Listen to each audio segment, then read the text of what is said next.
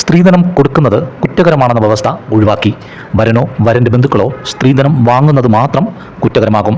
ഇതിനുള്ള കരട് നിയമ പരിഷ്കരണ കമ്മീഷൻ സർക്കാരിന് കൈമാറി. 1961 സ്ത്രീധന നിരോധന നിയമത്തിൻ്റെ സുപ്രധാന ഭേദഗതിയാണിത്. നിലവിലെ നിയമത്തിൽ സ്ത്രീധനം നൽകുന്നതും വാങ്ങുന്നതും കുറ്റകരമാണ്. എന്നാൽ സ്ത്രീധനത്തിൻ്റെ പേരിൽ പീഡിപ്പിക്കപ്പെടുന്നത് സ്ത്രീധനം നൽകുന്ന വധുവാണ്. സ്ത്രീധനം നൽകുന്നത് കുറ്റമായതിനാൽ സ്ത്രീകളുടെ ഭാഗത്തു നിന്ന് പരാതി നൽകുവാൻ മടിക്കും. ഇത് ഒഴിവാക്കാനാണ് നിയമ ഭേദഗതി.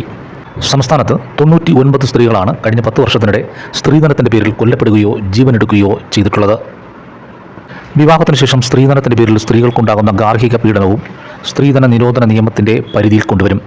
സ്ത്രീധനത്തിൻ്റെ പേരിൽ ഭർത്താവ് നേരിട്ടോ അല്ലാതെയോ ഭാര്യയെ മാനസികമായോ ശാരീരികമായോ പീഡിപ്പിച്ചാൽ 2 വർഷം വരെ തടവും 25,000 രൂപ പിഴയുമാണ് നിർദ്ദേശിച്ചിരിക്കുന്നത്.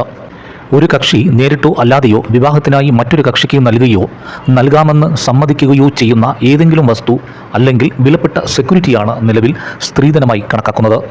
സ്ത്രീധനം വാങ്ങുന്നത് 3 വർഷത്തിൽ കുറയാത്തതും 7 വർഷം വരെ തടവും ലഭിക്കാവുന്ന കുറ്റകരമാണ്. നെറ്റ് മലയാളം ന്യൂസിന് വേണ്ടി ഷാജഹാൻ, തിരുവനന്തപുരം.